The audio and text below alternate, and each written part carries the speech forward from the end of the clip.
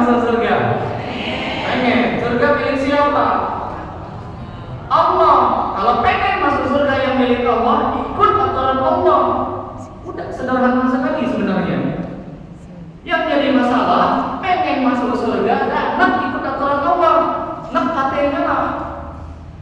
Itu yang curangnya kita nih. Makanya penting belajar macam ini supaya beragamanya kita, hidupnya kita sesuai dengan aturan Allah, bukan semaunya kita. Ya, setengah, seperempat, seperdelapan. Istri meninggal suaminya, jatah istri seperdelapan kalau suami punya anak. Ya. Kemudian, tiga ya. Sepertiga, jatah berikutnya sepertiga dari total harta waris. Kalau harta 90 juta, sepertiga berapa? 30 juta. Siapa yang dapat sepertiga nih? Biasanya ibu kandung. Ibu kandung kalau anaknya meninggal dunia, kayak ibu sekarang. Ibu punya anak misalkan, lalu dia meninggal dunia, anak kita sudah menikah, sudah bekerja. Maka hak ibu kandung dari harta anaknya, kalau anak kita tidak punya anak, artinya sebagai nenek, sebagai ibu kandung kita tak punya cucu dari anak kita yang meninggal, maka jatah kita sepertiga dari total harta anak kita yang meninggal. Gak boleh istri dari anak kita mengambil semuanya, gak boleh, ada hak kita. Ada 6 orang yang dulu saya sampaikan wajib dapat harta waris. Pertama, yang belum tahu ditulis ya, jangan lihat saya kededak menipu ngomong. Pertama, yang wajib dapat harta waris dari si mayit, wajib, tidak siapapun bisa menghalanginya. Suami kalau istri meninggal wajib. Yang kedua, istri kalau yang meninggal, suami. Kalau suami ibu meninggal, tidak siapapun bisa menghalangi istri dapat harta waris dari harta suaminya. Wajib. Yang ketiga, anak kandung laki-laki wajib. Mau dari istri pertama, mau dari istri kedua. Kalau istri pernah menikah berapa kali, mau dari suami pertama, mau dari suami kedua, selagi itu anak kandung dia, wajib dapat. Anak kandung laki-laki. Yang keempat, anak kandung perempuan wajib dapat. Yang kelima, ayah kandung wajib dapat. Ibu meninggal, masih hidup ayah kita, mbak kita, ayah kita wajib dapat. Yang terakhir, ibu kandung. Ibu punya anak meninggal, ibu kandungnya, anak ibu yang meninggal tadi ada harta ibu di harta anak kandung. Kalau anak kandung yang meninggal tadi nggak punya anak, jatah ibu sepertiga. Harta anak kandung kita yang meninggal 90 juta, 30 jutanya hak ibu kandung. Ya. Kalau anak kita yang meninggal punya anak berapa? Turun dari 1/6 dari sepertiga ke 1/6. 90 juta, sepertiganya 30, 1/6-nya 15 juta. Kita mulai hitung-hitung ya. Yang belum baca hitung nih, ada minum dulu supaya mudah hitungan. Ya. Tapi kata kuncinya yang namanya ayah kandung, ibu kandung wajib dan ini tidak menutup kemungkinan suatu saat kasus ini terjadi pada kita. Anak kandung kita meninggal, kalau ibu bertanya, Ustaz, kok ini ada hak gak? Adik wajib angkat ibu kandung, ayah kandung. Kalau anak kita yang meninggal gak punya anak, sepertiga ibu kandung dan ayah kandung. Kalau anak kita yang meninggal punya anak, turun jatah kita dari sepertiga ke 1/6. Terakhir, bagian yang Allah sebutkan dalam Al-Quran itu adalah 2/3. 90 juta, 2/3 berarti 60 juta. Siapa yang mendapatkan jatah 2/3? Anak perempuan kandung, jika dia tidak punya saudara laki-laki, dan jumlahnya lebih dari 1. Saya misalkan punya 2 anak kandung perempuan, anak laki-laki dan anak kandung saya perempuan 2. Maka saat saya meninggal dunia, anak kandung saya yang 2 ini mengambil harta saya 2/3. 2 Jumat yang lalu, saya membagi harta waris. Ada seorang meninggal dunia. Di sini lihat, suami meninggal, ahli warisnya 1 istri, anak perempuannya 4, nggak punya anak laki-laki. Maka si istri ini nanya sama saya, Ustaz, berapa jatah anak saya perempuan yang 4 dari harta bapaknya yang meninggal? 2/3. Istri berapa? Karena suami meninggal punya anak 1/8. Karena suami meninggal punya anak, kalau nggak punya anak 1/4. Ya, jadi total hartanya 1 miliar, 850 juta. Total hartanya 850 juta, nggak semuanya harta suami. Karena mereka hidup dari nol, ambil anak tahu lagi Ustaz, mana harta suami, mana harta istri. Ya udah, pakai kompilasi hukum Islam. Pasal 97 seperti harta gonong ini. Totalin, bagi duit, ambil harta istri yang masih hidup 850 dibagi duit 425 juta. Jadi harta waris cuma 425 juta berikutnya. 425 juta yang tadi setengahnya hak istri yang masih hidup. Ingat rumusnya. Harta waris, harta orang yang meninggal. Harta orang yang hidup tidak boleh dibagi. Ayah meninggal, mak lagi hidup, harta mak tidak boleh dibagi. Yang dibagi hanya harta ayah. Begitu juga dengan ibu. Suatu saat nanti meninggal suami, udah bingung milih mana harta suami, mana harta istri. Totalin semuanya berapa harta ibu sama suami, dapatlah angka 1 miliar. Maka ambil dulu hak istri yang masih hidup, berarti 1 miliar setengah, berarti 500 juta. Itu hak ibu yang masih hidup. Berarti harta warisnya cuma 500, dan itu adil. Ustaz, macam mana kalau bini dan pegawai, istri suami bisa bekerja, siapa yang bisa buat suami bekerja? Istri. Maka hukum Islam Indonesia, kompilasi hukum Islam itu adil. Walaupun istri tidak bekerja, istri jangan dihilangkan dari harta adik. Saya kayak sekarang, istri saya tak bekerja, tapi saya bisa ngajar kemana-mana, yang nyetrika baju sampai istri, yang masak buat saya istri. Bahkan yang mendoakan saya supaya selamat ketika bekerja istri. Jangan bilang bini dan duit. Nyambung nggak?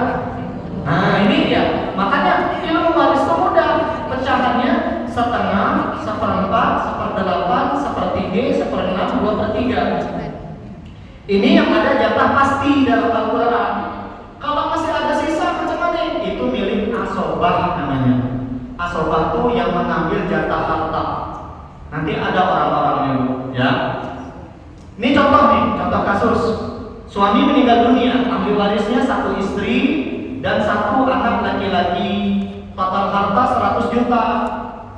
Istri dan jatahnya karena suami meninggal punya anak 1/8. Anak laki-laki karena dia mengambil sisa harta, asobah namanya, maka sisa harta istri 1/8. Berapa tadi? 100 juta, 12 juta setengah. Nah, sisa harta berikutnya, ya, sisa harta berikutnya berapa itu? 87.500.000 menjadi hak anak kandung laki-laki. Mungkin ada yang nanya, Ustaz, kok bisa istri lebih sedikit daripada anak laki-laki? Karena ketika sudah dibagi nanti, istri yang meninggal dunia, istri yang masih hidup ini atau ibu kandung dari anak ini menjadi tanggung jawab anak laki-laki. Bukan berarti anak laki-laki tidak mengasih hikmahnya. Karena harta anak itu sebenarnya harta orang tua. Ya. Oke. Yang paling susah dalam ilmu waris itu paling dalam 3 kasus. Kasus yang pertama, ahli waris hunta. Apa itu hunta? Orang yang punya 2 jenis alat kelamin. Bukan bencong, bukan banci ya, bukan waria. Hunta. Ini ada kasusnya. Seperti pemain timnas bola voli Indonesia dulu. Apa nama beliau? Sekarang sudah jadi laki-laki. Habis operasi dia milih kelamin laki-laki. Sekarang sudah menjadi tentara. Punya pacar sekarang. Mamanan apa siapa tuh namanya itu? Dulu seterek pada waktu jadi timnas voli, orang banyak anak cowok apa cewek. Nah, beliau punya dua jenis alat kelamin. Ini yang paling agak susah nanti. Ya, beda dengan bencong atau waria. Beda dengan lucinta luna. Kalau lucinta luna itu, maaf, burungnya dibuang.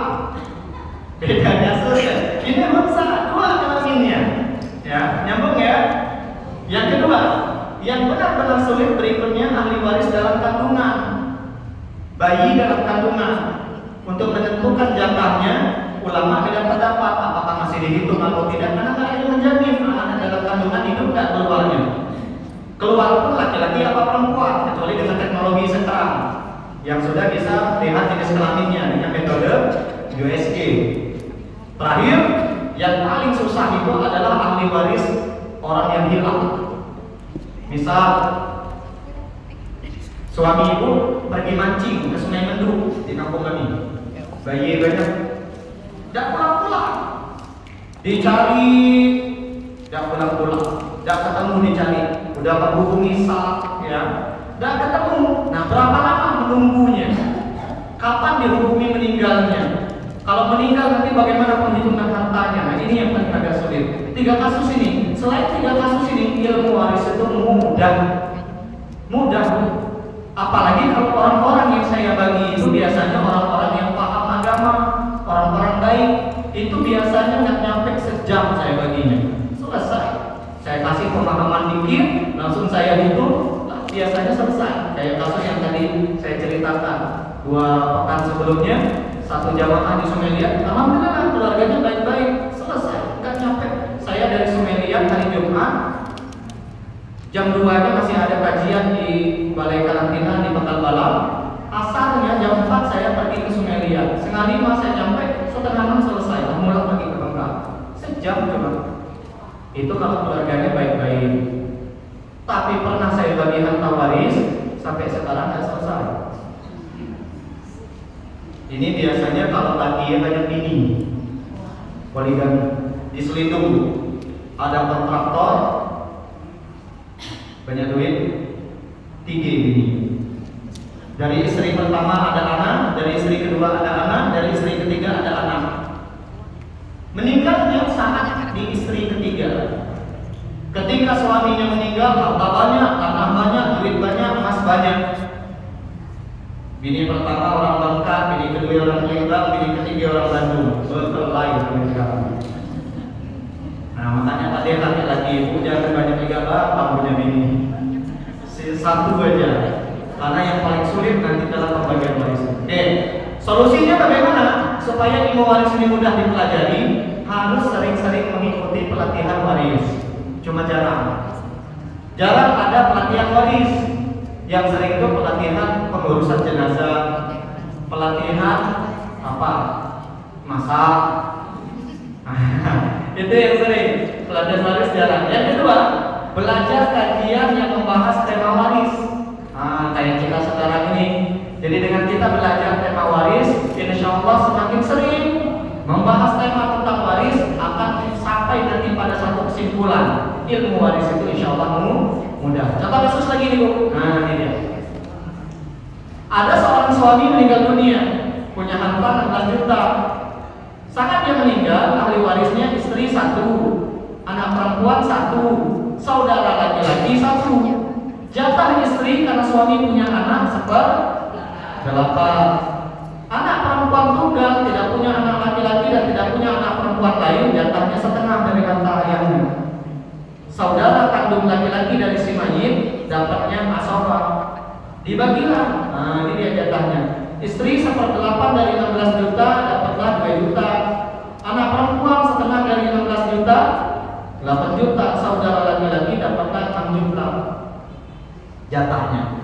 Ustaz, kok anak saudara laki-laki dapat? Iya, karena si mayit tidak punya ayah kandung yang menghalangi saudara laki-laki, dan si mayit juga tidak punya anak laki-laki yang bisa menghalangi saudara kandung. Ya. Tapi kalau si mayit punya ayah kandung yang masih hidup dan si mayit punya anak laki-laki, adik beradik kita pasti tidak dapat. Tapi kalau kita meninggal, ayah kandung lah daging, kita juga nggak punya anak laki-laki, nggak punya juga cucu laki-laki, adik beradik kita, saudara kandung kita laki-laki dan perempuan, insya Allah dapat. Jadi saudara kandung itu nggak otomatis dapat. Lanjut ya. Berikutnya. Pengertian ilmu waris.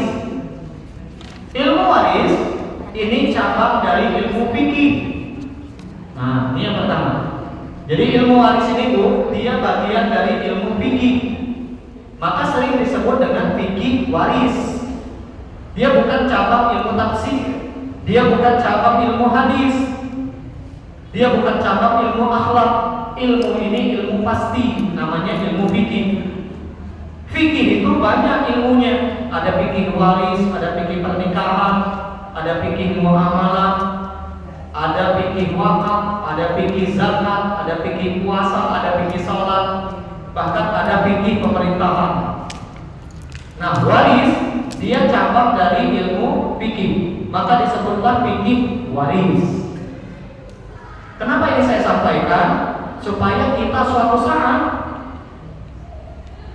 punya masalah waris dan ingin membagi harta kita dengan harta waris Islam, jangan nyari ustadz yang bukan jurusan fikih. Fikih ini cabang dari ilmu syariat. Nah, kebetulan saya sendiri di Al-Azhar jurusannya syariat. Saya Ustaz Dede, kami jurusan syariat. Fikih waris ini di Al-Azhar kan paling cepat itu 4 tahun Bu. Karena kami tidak pakai skripsi, kami pakai tingkat. Per tingkatnya setahun, tahun tingkat 1, tingkat 2, tingkat 3, tingkat 4. Per tingkatnya pasti ada materi fikih waris. Jadi alhamdulillah ini sudah kami pelajari dulu di sana. Ya. Nama-nama ilmu waris ada 2. Pertama sering disebut dengan ilmu mawaris, ilmu waris. Mengapa disebut ilmu mawaris? Karena yang menjadi objek bahasannya harta waris. Sering juga ilmu ini disebut dengan ilmu faraid. Dari kata-kata farido, apa arti farido? Jatah. Kenapa disebut ilmu faraid? Karena dia membahas berapa jatah masing-masing ahli waris. Ilmu ini secara pengertian ilmu yang mempelajari bagaimana tata cara pembagian harta warisan yang sesuai dengan aturan Islam. Insya Allah, kalau kita belajar ilmu waris, Bu, saat nanti pembagian harta waris, kita membaginya sesuai dengan aturan Islam, bukan sesuai dengan aturan kita, tapi sesuai dengan aturan Islam. Tapi kalau kita tidak pernah belajar ilmu waris, kita tak tahu bagaimana hukum Allah terkait dengan harta waris. Nah, inilah manfaatnya belajar ilmu waris, ya, supaya pembagian harta waris kita sesuai dengan aturan Islam. Karena bisa jadi di luar sana, pengalaman saya tuh ya, banyak orang yang tidak mau membagi harta waris dengan hukum waris Islam, bukan karena tidak mau, tapi karena tidak tahu. Nah, setelah kita belajar, insya Allah kita akan tahu ilmu waris dengan tahu ada keinginan mudah-mudahan mengikuti aturan Islam. Oke, berikutnya. Oh iya, lupa lewat. Siapa sahabat Nabi yang ahli ilmu waris? Ada 4 orang. Pertama Ali bin Abi Thalib, selain menjadi menantu Nabi, Khulafaur Rasyidin yang keempat, beliau ini dikenal sahabat yang paling menguasai ilmu waris. Yang kedua, Abdullah bin Abbas, sepupunya Nabi. Ali juga sepupu Nabi sama. Bapaknya Ali itu namanya Abu Thalib, 2 beradik dengan Abdullah. Begitu juga dengan Abdullah bin Abbas. Al-Abbas itu paman Nabi, 2 beradik dengan ayah Nabi yang bernama Abdullah, dari kakek yang bernama Abdul Muthalib. Jadi Abdullah bin Abbas selain ahli tafsir, sepupu Nabi, beliau juga dikenal sahabat yang sangat menguasai ilmu waris. Yang ketiga, Abdullah bin Mas'ud. Ini sahabat yang dikenal banyak meriwayatkan hadis dari Nabi. Ya, dari kecil berkhidmat kepada Nabi. Saat masih kecil menjelang remaja, beliau diantar oleh ibunya kepada Nabi. Ya Rasul, kata emaknya Abdullah bin Mas'ud, ini anak saya antar supaya membantu Rasulullah dalam urusan hidup. Maka tidak mengherankan beliau ini banyak meriwayatkan hadis dari Nabi. Dan saat beliau diantar ke Nabi, Nabi mendoakan dia, mudah-mudahan kata Nabi umurnya panjang, hartanya banyak, anaknya banyak. Didoakan 3 kali oleh Nabi, umur panjang, harta banyak, anak banyak. Dan beliau ini termasuk sahabat yang panjang umur, anaknya banyak, hartanya banyak, berkat doa Nabi. Maka kalau suatu saat ibu punya anak, ketemu dengan orang-orang soleh, minta doa boleh. Ada ceramah di mana-mana, Ustaz tolong doakan anak saya. Nah itu kita nggak pernah tahu doa kita diijabah lewat lisan siapa. Nah sering-sering minta doa ya. Kemudian yang terakhir, sahabat yang paling menguasai ilmu waris namanya Zaid bin Thabit. Ini sekretarisnya Nabi, pencatat wahyu. Dan beliau inilah yang paling menguasai dari 4 orang ini. Yang benar-benar menguasai ilmu waris itu adalah Zaid bin Thabit. Sebagaimana hadis Nabi, alhamdulillah ummati bi ummati Abu Bakar. Sahabat yang punya sifat lemah lembut, penyayang, namanya Abu Bakar. Wa asyadduhum fi dinillah, yang paling keras kalau urusan agama Allah, Umar. Wa asdaquhum haya'a, sahabat yang paling pemalu, Utsman. Wa aqdahum, sahabat yang paling adil memutuskan perkara, Ali. Kemudian wa aqra'uhum li kitabillah, sahabat yang paling bagus membaca Al-Qur'an, bacaan Al-Qur'annya namanya Ubay bin Ka'ab. Maka digelarilah beliau Sayyidul Qurra, pemimpinnya para qari. Kemudian wa a'lamuhum bil halal wal haram, sahabat yang paling menguasai halal haram, ilmu fikih, Mu'adz bin Jabal. Wa aqrabuhum, sahabat yang paling menguasai ilmu faraid, Zaid bin Thabit. Ala wa inna likulli ummatin amina, bukankah kata Nabi setiap umat itu ada pemimpinnya. Wa aminu hadhil ummah Abu Ubaidah bin Al-Jarrah, yang punya jiwa kepemimpinan yang bagus, leadership yang bagus, namanya Abu Ubaidah. Kenapa Nabi menyampaikan hadis ini, Bu? Nabi ingin menyampaikan kepada kita, tidak semua sahabat itu menguasai ilmu agama yang diajarkan Nabi. Masing-masing punya keahlian. Nah, kita juga sama. Para ustaz-ustaz yang ada di kita di Indonesia maupun yang ada di Bangka Belitung, kami tidak menguasai semua ilmu agama. Masing-masing kami ada keahliannya. Yang ahli Al-Quran, Ustaz siapa? Tafsir tajwid, Ustaz Yusuf. Ya, yang ahli tafsir kalau disuruh lihat siapa? Nggak tahu. Masing-masing itu ada keahlian. Dan suatu saat kita bertemu masalah-masalah dalam urusan agama, nanyalah sama ahlinya. Kayak kita nih yang pintar buat pempek, tanya sama dia bagaimana cara buat pempek. Jangan tanya pempek tentang pempek sama orang yang jalan arisan. Nyodok semua membuat pempek, ditanya masalah buat pempek, mas arisan, yuk gua ngerti kata dia. Nah, begitu juga bahasa saya, jangan pernah bertanya masalah kesehatan sama tukang bengkel. Jawaban benar, masih ragu kita. Begitu juga jangan pernah nanya masalah mobil rusak, motor rusak sama dokter. Masing-masing ada keahliannya. Begitu juga dalam urusan tadi, ya, urusan agama. Nah, Bapak Ibu yang dimuliakan Allah, Ibu-ibu yang dimuliakan Allah, materi-materi pokok ilmu waris. Nah, ini ada beberapa materi yang pokok dalam teori ilmu waris. Banyak, ada 11. Cuma dari 11 ini yang harus kita kuasai sebagai orang awam, sebagai orang biasa, bukan untuk mengajar ke orang. Nah, ini mesti kita kuasai untuk mengajar orang lain. Kayak kami ini para ustaz, kalau ingin mengajar orang lain, nah ini materi 11 ini harus kami kuasai. Atau kalau kami ingin membagi harta waris orang, ini wajib kami kuasai. Tapi untuk orang awam, orang biasa macam kita, jangan semuanya, minimal 5. Mana 5 yang harus kita kuasai itu nih? Nah, setiap kita wajib menguasai 5 nih, Bu.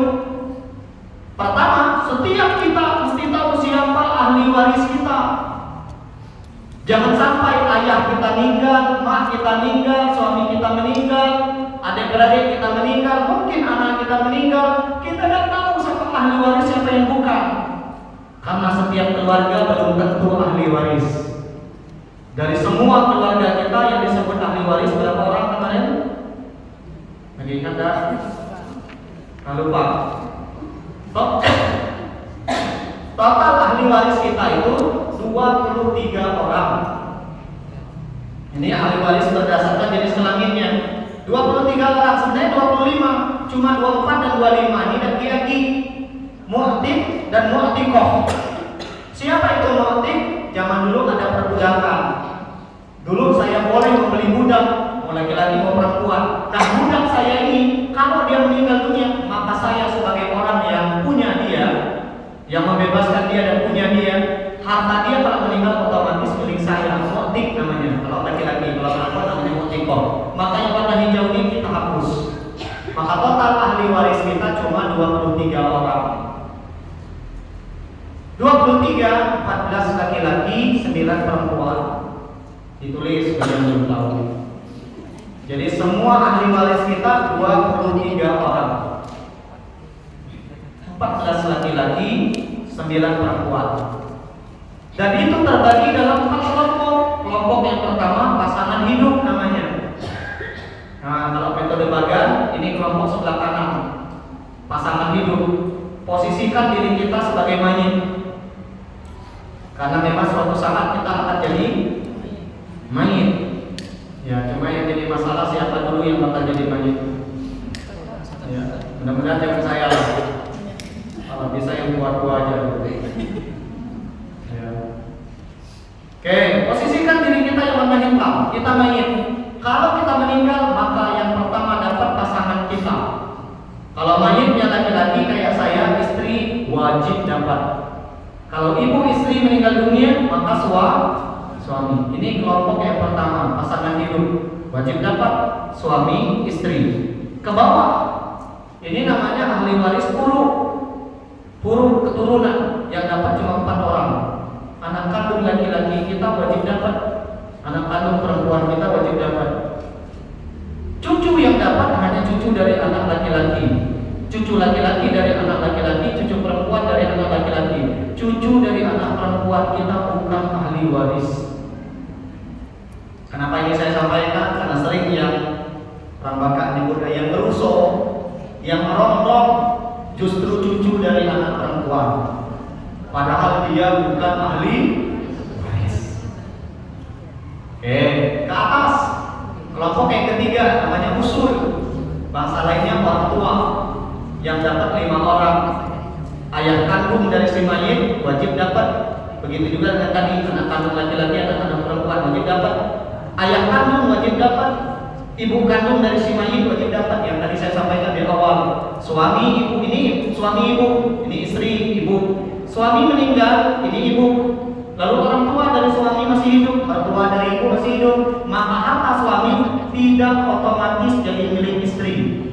Ada hak ayah kandung. Kalau istri ngambil yayasan, berarti dia makan harta haram. Nah, ini ada yang sadar, ada yang tidak.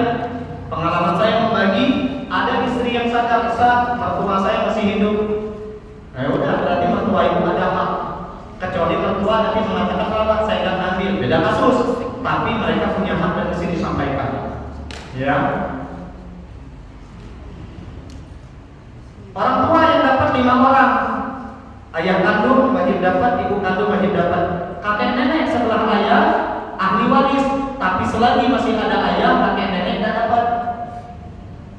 Nenek setelah ibu ahli waris, tapi selagi masih ada ibu, nenek tidak dapat. Begitu juga dengan cucu tadi. Si mayit punya anak laki-laki, maka mereka baru dapat jika si mayit tidak punya anak laki-laki. Baik ayah kandung mereka maupun anak laki-laki yang lain dari si mayit ini. Selagi masih ada anak laki-laki, ini tidak dapat. Nyambung? Nyambung ya. Terakhir namanya kelompok Hawashi sebelah kiri. Totalnya ada 12 orang.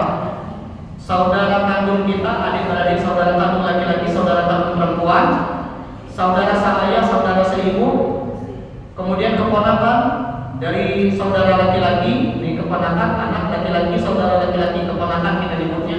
Paman kandung ahli waris, paman yang ayah dengan ayah itu ahli waris. Sepupu yang dapat cuma sepupu laki-laki.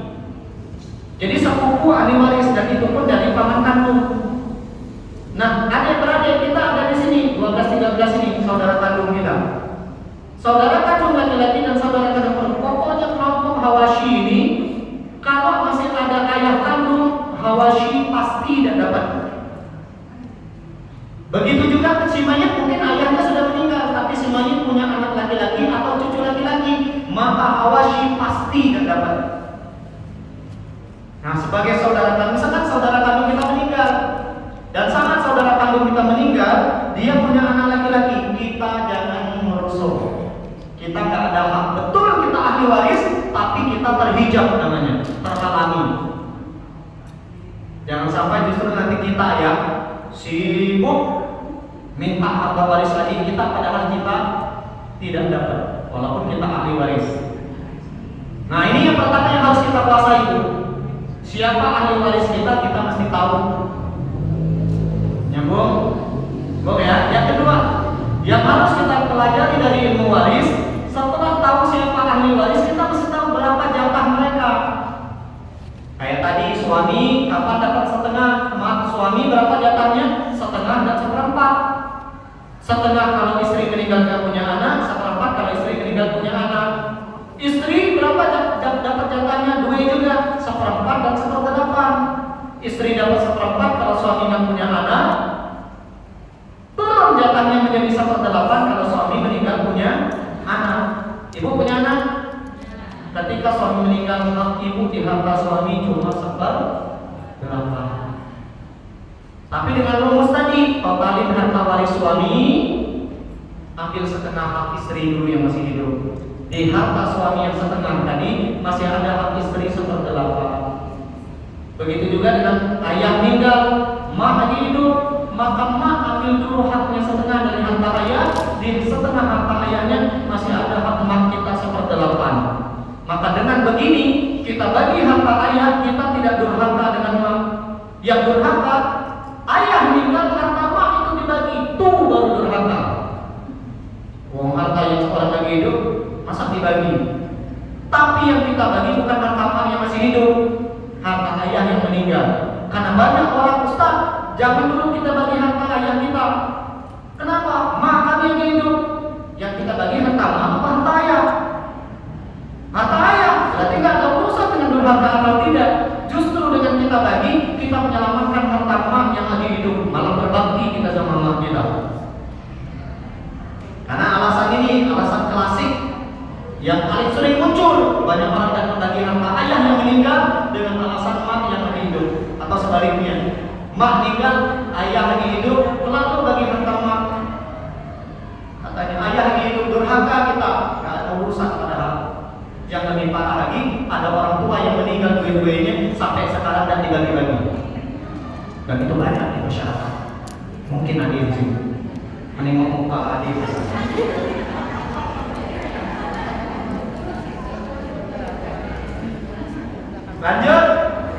Lanjut dah. Pada lanjut lah jam 5 pulang kita. Tidak marah kan? Nah, oke. Setelah tahu siapa ahli waris, kita mesti tahu berapa bagian masing-masing. Kayak tadi, anak perempuan kalau dia tunggal setengah. Tapi kalau ada saudara laki-laki atau dia punya saudara perempuan yang lain, jadi dia setengah. Orang tua, ibu kandung, kalau ada sepertiga, seperenam. Yang ketiga, selain mengetahui berapa jatah mereka, kita mesti tahu kapan dia dapat setengah, kapan dia dapat seperempat. Yang tadi saya bilang syarat bagian pasti. Kemudian yang keempat, kita mengetahui konsep hijab. Apa itu hijab waris? Hijab waris itu kita tahu siapa yang dapat, siapa yang tidak. Nah, itu namanya hijab. Oh, si mayit punya ayah kandung, adik-beradik tidak dapat. Nah, itu namanya metode hijab. Konsep hijab. Si mayit punya anak laki-laki, cucu laki-laki, lala kita adik-beradik tidak bisa dapat. Karena kita secara aturan tidak dapat. Hijab namanya. Terakhir, mengetahui praktek pembagiannya. Nah, 5 ini Bu, untuk orang awam kayak kita, minimal ini yang harus kita kuasai. Supaya suatu saat ketika waris, minimal kita lah tahu fondasi dasar ini. Ya, tapi kalau kita awam sama sekali, apakah semua keluarga pasti dapat, pasti disebut? Belum tentu. Jadi yang namanya keluarga tidak semuanya disebut ahli waris. Yang disebut ahli waris berapa orang tadi?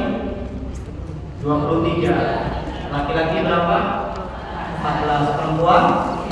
Nah, sama. Apakah semua keluarga kita mahram nikah? Halo? Tidak. Apakah semua keluarga kita mahram nikah? Tidak. Enggak. Contoh sepupu. Sepupu itu bukan mahram. Yang disebut mahram nikah itu ada 3 nanti. Mahram nikah itu ada mahram karena sebab nasab, ada mahram karena sebab pernikahan, ada mahram karena sebab sesusuan. Mahram karena sebab sesusuan kita ambil dari yang nomor 3. Misal saya waktu masih kecil dulu pernah disusukan kepada seorang wanita, maka wanita yang saya susuin itu haram hukumnya saya nikahi. Ini ibu susuan namanya. Ibu susu saya punya anak kandung perempuan, berarti anak dari ibu susu saya saudara susuan saya, haram dinikahi, nggak boleh. Ini mahram nikah karena sebab sesusuan. Maka hati-hati yang nitip anaknya netekin ke anak orang, ke ibu orang. Nggak boleh sembarangan, mesti dicatat itu. Ya kita kan pernah tahu suatu saat naksir anak kita dengan anak orang yang karena saking akrabnya dengan kawan kita kebetulan punya anak yang lagi nyusuin kita, tolong susu dan keluar, susu anak keluar. Itu hati-hati. Kalau mereka menikah dan ternyata di kemudian hari diketahui mereka saudara sesusuan, maka pernikahannya wajib dibatalkan. Jangan sembarangan, ya. Atau ibu juga sembarangan, ibu banyak susu nih lebih nih kakak. Update status klik. Jangan, ya. Karena ada kemungkinan anak kita nanti menikah dengan saudara sesusunya. Yang kedua, mahram karena sebab pernikahan. Siapa? Mertua, menantu, nggak boleh dinikahi. Mertua yang namanya ayah kandung, ayah mertua, ibu mertua sampai kiamat nggak boleh dinikahi. Itu mahram karena sebab pernikahan. Begitu juga menantu. Ya. Anak sambung, anak tiri tergantung apakah emaknya berhubungan dengan si laki-laki tadi. Kalau emaknya berhubungan, maka anak tiri itu mahram nikah. Tapi kalau emaknya misalkan nikah paginya dan ibu itu janda punya 1 anak, sebelum malam pertama petangnya emaknya jantungan, meninggal emaknya, belum sempat malam pertama, maka anak dari si istri yang tadi belum sempat berhubungan suami istri itu boleh dinikahi oleh ayah sambung dengan syarat belum dukhul namanya, belum berhubungan suami istri. Tapi kalau sudah berhubungan itu namanya mahram musholah. Yang ketiga, mahram nikah karena sebab keluarga nasab, dan itu nggak semuanya. Ya, sepupu itu bukan mahram. Sepupu itu boleh kita nikahi. Jadi ibu misalkan naksir ke sepupu, ya Pak DW. Cuma saya tidak menyarankan. Mengapa? Menikah dengan sepupu itu resiko yang pertama mewariskan penyakit keturunan. Nah, kalau dalam satu keluarga ada penyakit kulinan, itu tidak hilang, turun biasanya. Yang kedua, resikonya ketika menikah dengan keluarga, lalu ada masalah keluarga suatu saat bisa rusak hubungan keluarga. Tapi menitanya, Ustaz, boleh dan nikah sama sepupu? Boleh. Dan masalah banyak orang yang menikah dengan sepupu dan secara hukum boleh. Mana contohnya? Mana contohnya? Kalau Ali dengan Fatimah, Ali dengan Fatimah itu pupu dua malah. Enggak pupu dua. Nabi dengan Ali itu pupu diri. Berarti Ali itu menikah dengan keponakan jauh. Fatimah masih keluar boleh, enggak masalah. Ya. Saya dulu sempat berniat nikah ke orang Mandu, tapi khawatir lagi sporadik kan. Yang kedua menikah ke orang sekampung itu kan, yaitu akhirnya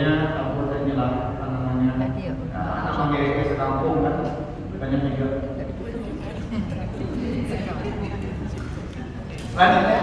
Oke. Nah ini berikutnya, apa hukum belajar ilmu waris? Hukum belajar ilmu waris itu, hukum belajar ilmu waris ya, ada dua. Bisa fardu kifayah, bisa fardu ain. Fardu kifayah itu kewajiban yang harus dikerjakan tapi tidak semuanya. Seperti sholat jenazah. Sholat jenazah punya fardu kifayah. Di Sungai Liat ada yang meninggal, maka menyolatkan orang yang meninggal tadi kalau dia muslim, hukumnya fardu kifayah. Apa maksudnya? Kalau di kota Sungai Liat tidak sampailah kebayangan, maka seluruh kota ini berdosa. Tapi ketika sebagian sudah ada yang menyolatkan, yang tidak atau hukum menyolatkan tidak berdosa. Begitu juga dengan ilmu waris, bisa hukumnya fardu kifayah, gugur kewajibannya jika sudah ada sebagian yang mempelajarinya. Tapi jika di suatu tempat, suatu daerah dan sampailah yang mau belajar ilmu waris, maka semua orang yang ada di tempat itu berdosa. Dan hukum itu bisa berubah menjadi fardu ain. Ya, fardu ain itu artinya mata.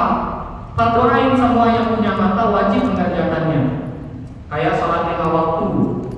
Fardu ain itu kewajiban yang tidak bisa diwakilkan ke orang lain. Sedangkan fardu kifayah ini kewajiban yang bisa diwakilkan kepada orang lain. Sholat jenazah, belajar ilmu waris untuk mengajar ke orang lain, mendalaminya, atau untuk membagikan harta waris orang. Nah ini doa fardu kifayah. Jika sudah yang mempelajarinya, kita yang belum atau tidak mempelajarinya tidak berdosa. Tapi suatu saat orang tua kita meninggal, keluarga kita meninggal, maka hukum fardu kifayah tadi berubah menjadi fardu ain. Mengapa? Karena setiap kita wajib membagi harta waris kita dengan hukum Islam. Namanya wajib, maka berubah menjadi fardu ain.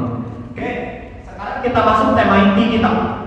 10 alasan kenapa kita mesti belajar ilmu waris. Alasan yang pertama, kenapa kita mesti belajar ilmu waris? Karena membandingkan harta waris dengan hukum waris Islam, hukumnya wajib. Dan tidak mungkin kita bisa melaksanakan kewajiban itu kecuali kita tahu ilmunya. Maka belajar ilmu waris hukumnya wajib, sama seperti mempraktekkan atau membagikan harta waris dengan hukum waris Islam juga wajib. Belajar ilmunya juga wajib.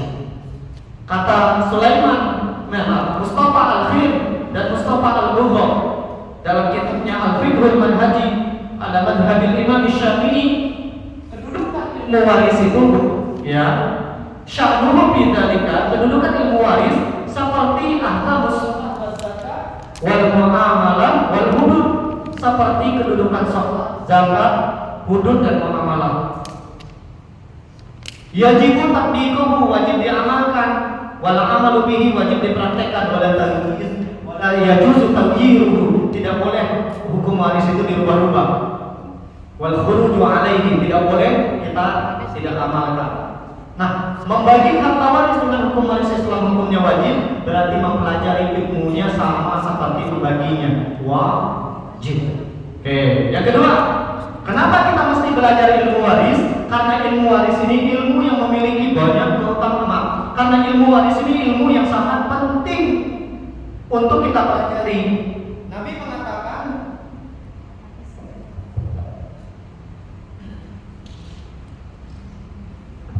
Nabi mengatakan, al-ilmu thalathatun, ilmu yang wajib kita pelajari itu cuma 3, Bu. Saya ulangin, ilmu agama yang wajib kita pelajari itu cuma 3. Fama siwa dzalika fadlun, selain 3 ilmu ini kata Nabi maka cuma tambahan. Dan yang wajib kita pelajari cuma 3. Apa 3 itu? Pertama, ayatul muhakamah, ilmu hukum, ayat-ayat hukum, maksudnya ilmu Al-Quran. Dan ilmu Al-Quran ada 2. Mempelajari tata cara bacanya, namanya ilmu apa? Tahsin tajwid. Yang kedua, ilmu yang mempelajari kandungannya, ilmu apa? Tafsir. Dua-duanya wajib kita pelajari. Belajar tajwid penting, tapi ada yang lebih penting daripada tahsin tajwid, mempelajari kandungannya. Banyak di antara kita beranggapan dikiranya belajar tajwid lah selesai belajar Quran. No, masih ada yang lebih penting lagi, mempelajari kandungannya. Nah, kajian-kajian kita di setiap Selasa sore inilah kita mempelajari kandungan Al-Quran. Maka silakan ibu cari tempat tahsin tajwid di Sumelia ini banyak, semua satu isu aja berapa. Silakan gabung, tapi ingat itu penting. Ada yang lebih penting daripada ya. Mempelajari kandungan. Tidak mungkin kita bisa mengalir Al-Quran kecuali kita pelajari kandungannya. Maka ayo, saran saya, hadir setiap Selasa sore supaya kita tahu kandungan Al-Quran. Yang kedua, yang wajib kita pelajari kata Nabi, setelah ilmu Al-Quran, sunnatun qawimah, ilmu hadis, ilmu sunnah. Nah, di kajian kita kan banyak hadis yang kita kupas, karena tidak mungkin kita bisa mengamalkan sunnah Nabi, tidak mungkin kita mempelajari indahnya akhlak Nabi untuk selanjutnya kita contoh dan teladani, kecuali kita belajar ilmu hadis. Ilmu kedua yang penting, ilmu ketiga yang penting kata Nabi apa di hadis ini? Faridatul adilah, ilmu faraid, ilmu mawaris, ilmu penting yang ketiga. Kenapa? Karena setiap kita pasti mati. Dan ketika seseorang meninggal dunia, satu di antara urusan yang harus dia selesaikan harta. Tiga ilmu ini yang penting. Ayatul muhakkamah, ilmu Al-Quran. Dua tadi, tafsir tajwid dan ilmu tafsir. Sunnatul qawimah, ilmu hadis atau ilmu sunnah. Yang ketiga, faridatul adilah, ilmu mawaris. Maka kajian sore ini kajian yang sangat penting sekali. Ya, selain tiga ilmu ini itu tambahan sifatnya. Ilmu apa? Ilmu fikih tambahan. Ilmu apa lagi? Ilmu apa lagi? Ilmu akhlak tambahan. Apalagi ilmu masak-masak. Oh, lebih tambahan lagi itu. Gak ada wajib. Gak baca masak ya boleh. Tinggal begini kita. Saya sering ditanya, Ustaz, wajib gak istri masak? Gak wajib. Karena kita membangun rumah tangga, bukan rumah makan. Benar tak? Jadi kalau suami ibu masak, kamu wajib masak. Bang, kita minta rumah tangga, rumah makan. Kalau abang nyuruh saya masak, carilah orang yang masak baik. Kita bangun rumah tangga. Tapi bagusnya istri masak, karena masakan istri itu kangenin. Iya. Ada beberapa hal yang bikin suami dan anak tuh kangen sama istri, sama ibunya. Apa? Masakan. Saya kalau pulang mengeluh, ada yang makan emak, wah, Ajin tahu yang lain, mana ada makan emak. Itu yang bikin kita kangen sama emak kita, masakan. Istri juga sama ya, walaupun kadang ini masakan nyaman kan. Tapi tetap kangenin, justru tidak nyaman itu lah yang bikin kita kangen. Ya. Kalau istri saya aman, istri saya keturunan Padang, jadi memang lebih masak. Lanjut ya.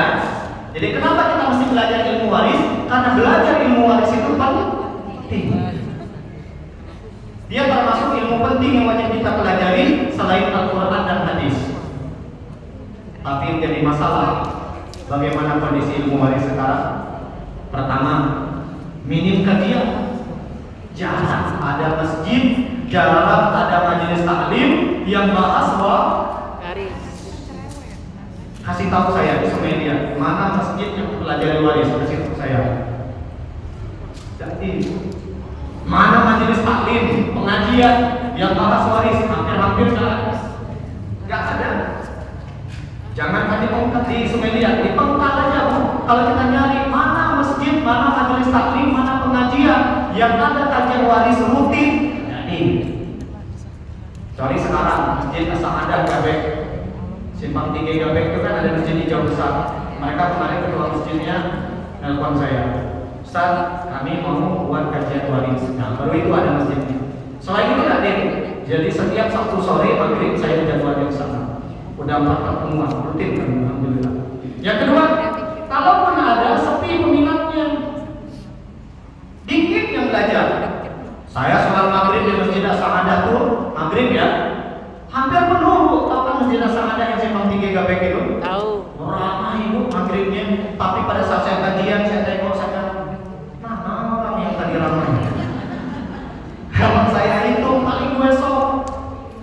Dan saya tengok-tengok mukanya labut tangan semua. Yang mudah-mudah tadi belajar. Aduh, kata saya. Kalau yang tua-tua belajar wajar kan, karena memang sudah gini kan. Ini yang mudah-mudah, mana larinya? Padahal mereka yang nanti paling butuh dengan ilmu waris. Saat orang tua mereka meninggal, mereka nih yang harusnya paham supaya mereka ada salah nanti membagi harta waris. Terpinggirkan. Kalaupun ada kajian ini dianggap kajian sekian. Tengoklah majelis taklim, bisa lihat. Kalau abang mau bahas kajian, jarang. Yuk kita bahas waris. Nanti jarang. Paling kajian fikih perempuan, pernikahan, akhlak. Dan itu pun maaf, nyari ustaz yang baca ketawa-ketawa. Padahal yang kita butuhkan ilmu. Bukan ketawa-ketawa, menimbulkan ketawa-ketawa dengan pengajian. Jangan undang ustaz, undang apa pelawak. Benar saya? Komedi. Kita mesti meluruskan lagi cara belajar agama kita. Kalau ustaznya ada swajanda, kita ada tahu ada tambah serius ustaznya. Padahal bisa jadi yang beliau sampaikan itu ilmu semua. Ya, tapi bagusnya seimbang. Kayak Ustaz Usama, kayak Ustaz Adi Hidayat, kan ada candanya tapi jarang ya. Di kita si ustaznya ketawa-ketawa, bagus ceramah. Padahal kan tapi kita ceramah bagus itu tidak dilihat dari humornya, Bu, tapi dilihat dari ilmunya. Nyambung? Nah, oke. Berikutnya, dianggap tidak penting. Waktu kita Masya Allah. Oke, sesuai janji saya, karena ini tidak memungkinkan kita bahas semuanya, kita jawab pertanyaannya. Yang masuk ke saya ada beberapa nih. Izin, saya bacain.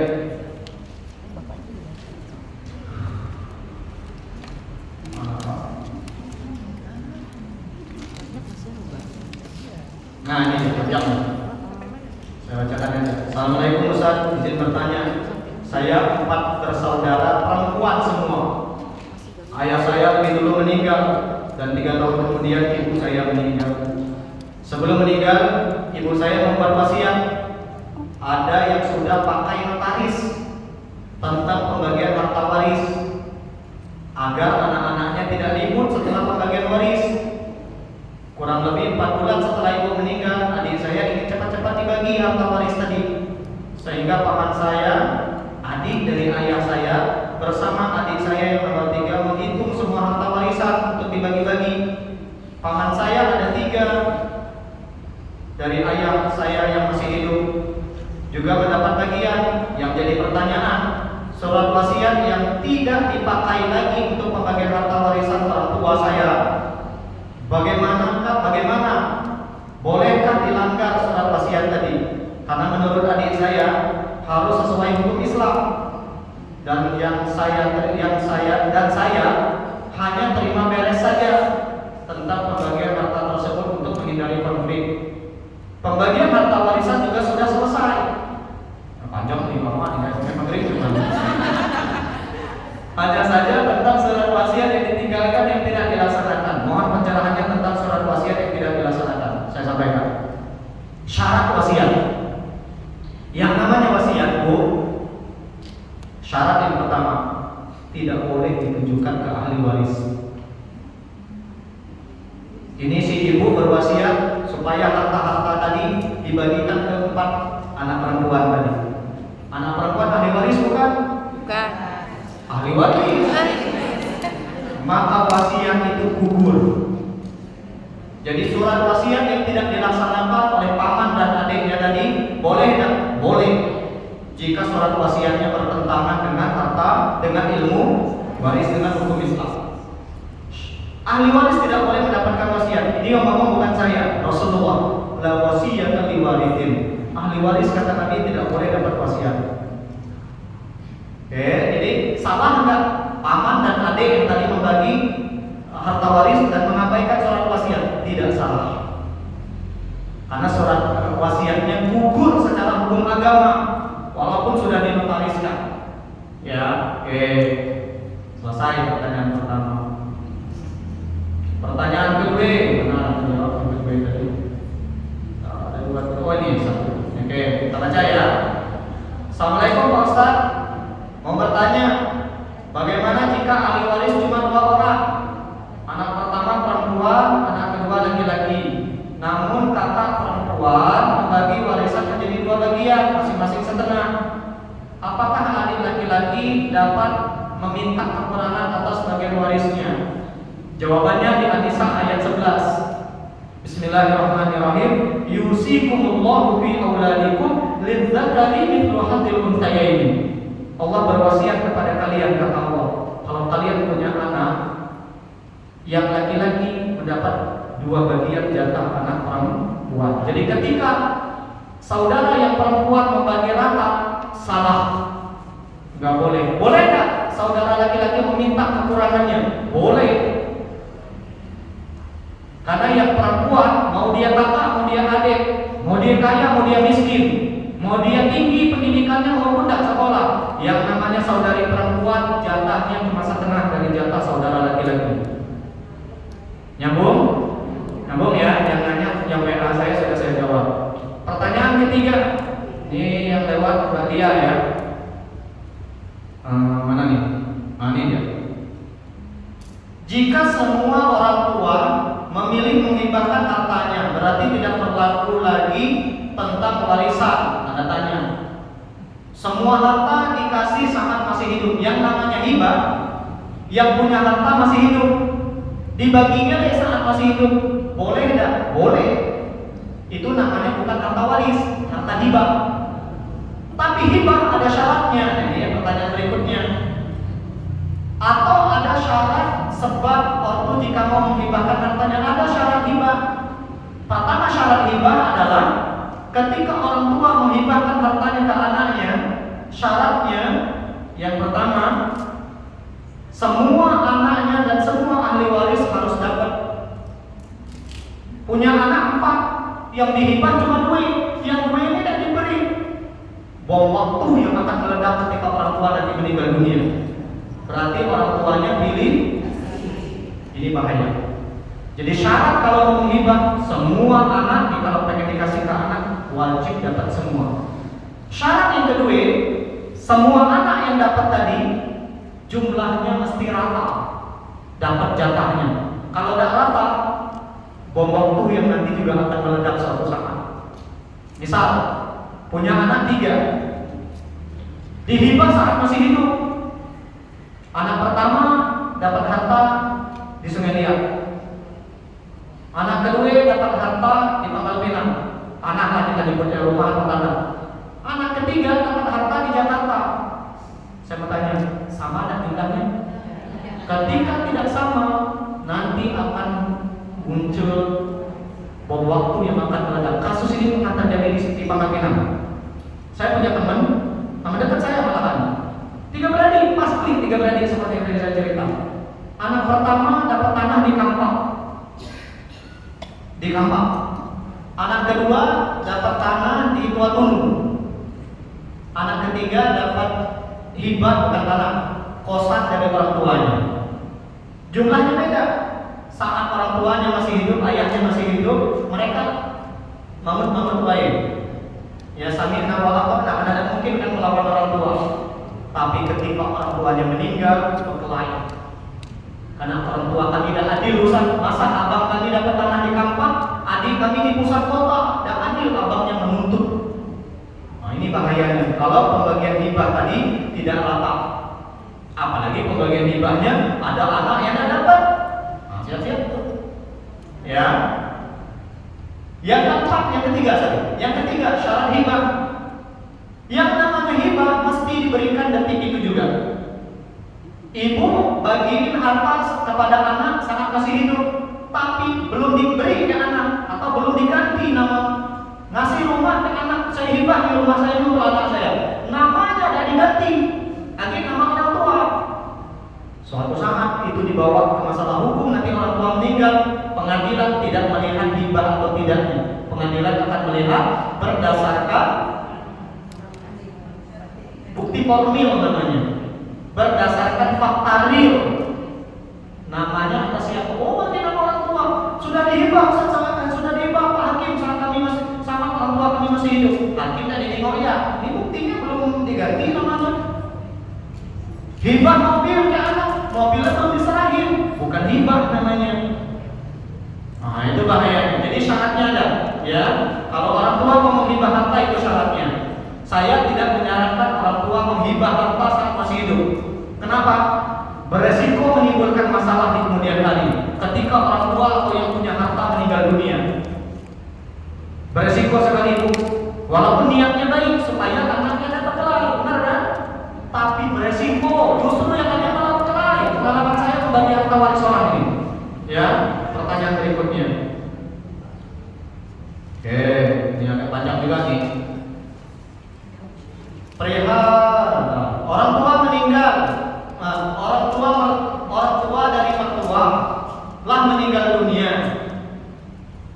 Bapak lah 3 tahun, lalu ibu sekitar 1 tahun. Nah selama ini mertua merantau ke Bangka, jarang sekali, panjang jarang sekali mudik dikarenakan kondisi dan lain sebagainya. Sebelum meninggal dunia, orang tua dari mertua sakit ibunya. Pulanglah mertua tadi ngurus ibunya sampai meninggal dunia. Setelah meninggal, adik-beradik ribut masalah waris. Terus bilang kalau mertuaku nggak dapat bagian karena datang di saat orang tua sakit. Selama ini udah ikut ngurus, padahal saat sakit 2 bulanan mertuaku ngurus sampai beliau meninggal. Terus si abangnya bilang warisan itu sudah dialihkan ke abangnya. Apa yang harus dilakukan sama mertuaku? Apakah beliau tetap kalah atau memperjuangkan yang mungkin ada haknya juga di situ? Anak kandung wajib dapat tadi? Wajib. Tak lepas dia dan sudah ngurus orang tuanya. Ada 10 kesalahan pembagian warisan di Indonesia. Yang paling sering membagi harta waris berdasarkan barometer atau parameter yang salah. Ada yang membagi waris berdasarkan pendidikan. Punya anak 3, anak pertama S3, anak kedua S1, anak ketiga tidak sekolah. Kata yang tidak sekolah, Ika yang S3, S1 banyak ngambil duit manfaat. Tidak usah lagi kita dapat duit dari harta waris. Ini nggak boleh. Ada lagi berdasarkan kekayaan. Punya anak 3, anak pertama ayo. Anak kedua sedang, anak ketiga melarat. Kata yang melarat, Ika anda kayo-kayo, rumah besar pedagang masak yang mendapat warisan. No, nggak boleh ngomong macam ini. Yang namanya anak kandung terlepas ekonominya wajib dapat. Masalah nanti dia akan beri beda yang melarat ini urusan berikutnya. Tapi kalau ditanya ada dan haknya ada. Patokan yang salah yang kedua. Yang ketiga, berdasarkan jasa. Ini contohnya. Anak 3, anak pertama kedua sering ngurus orang tua. Anak ketiga tidak suka ngurus. Kata yang sering ngurus, kata mana yang selama ini tidak suka ngurus orang tua. Giliran warisan dia kan dimon. Gak ada urusan. Patokan yang macam ini tidak boleh. Yang namanya anak kandung berjasa atau tidak sama orang tua gak ada masalah. Gak ada urusan. Wajib dapat. Jadi mengalah atau berjuang? Saran saya berjuang. Ada yang namanya anak kandung ada hak di harta orang tua kandung. Sebagaimana orang tua kandung ada hak di harta anak kandung. Ada hak. Jadi tidak boleh dia mengalah. Tidak boleh dia membiarkan ke abangnya menguasai semua harta. Gak ada urusan. Yang ketiga, yang keempat, patokan yang salah berdasarkan disukai atau tidak. Kadang-kadang kayak saya lah beradik. Adik kan lah beradik ini nggak semuanya baik. Ada sikok dalam usaha orang tua, ada sikok dalam ngambil duit orang tua, ada kan macam-macam kan? Kata kita jangan diberi itu ke abang kita atau ke ayah kita, janganlah maaf pak kita nangis, gak ada urusan. Yang namanya anak kandung wajib dapat harta dari ayah. Nyambung? Jadi ada tidak masuk kalian pertanyaannya? Oh sikok lagi. Terakhir ya. Ustaz bertanya terkait pembagian harta warisan. Bapak saya 5 bersaudara, 3 perempuan, 1 telah meninggal dunia, 2 masih hidup, 2 laki-laki masih hidup dan 1 meninggal dunia. Kedua orang tua sudah meninggal. Jadi yang masih hidup 3 orang, 2 perempuan, 1 laki-laki. Saya kasih tahu. Yang namanya ahli waris, orang yang masih hidup ketika si mayit meninggal.